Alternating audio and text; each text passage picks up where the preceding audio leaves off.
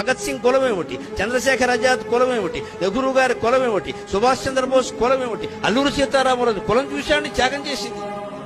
అన్ని కులాలకి సంబంధించిన మహానుభావులందరూ స్వాతంత్ర సమరంలో పాల్గొన్నారే. మనం రాజ్యాంగాన్ని రాసిపెట్టిన ఋషీశ్వరుడు డాక్టర్ అంబేద్కర్ కులం ఏమిటి? కులం కూడా మనకెందుకండి? ఆయన మహానుభావుడు, ప్రాజ్ఞుడు, ఋషి. నమస్కారం చేస్తాం. అసలు ఆ రాజ్యాంగాన్ని రచన చేయడం ఎవడి వల్ల అవుతుందమ్మా? అంబేద్కర్ దైవాంశ సంభూతుడు కాబట్టి రాశాడు. అక్కడ సామాన్యుడి వల్ల అయ్యే పని అది. రాజ్యాంగ కమిటీకి ఆయన ఉండే, ఆయన రాశాడు కాబట్టి ఇవాళ రాజ్యాంగాన్ని మనం అనుసరిస్తున్నాం. లేకపోతే ఏముంది ఇక్కడ చెప్పుకోవడానికి?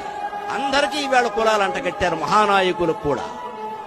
ఈ కుల వ్యవస్థని, కుల పక్షపాతాన్ని, కుల సంకుచితత్వాన్ని యువతి యువకులే తీసేయగలరు ఖచ్చితంగా. పెద్దాళ్ళు అంగీకరించే విషయం కాదు ఇది. అందుకే నేను యువతి యువకుల సభలోనే చిన్నవాళ్ళైనా నమస్కారం పెట్టి కోరుతున్నా. ఈ కుల పిశాచాన్ని దేశాన్ని నుంచి భారత్లో బంగాళాఖాతంలో కలిపేయండి. భారతదేశం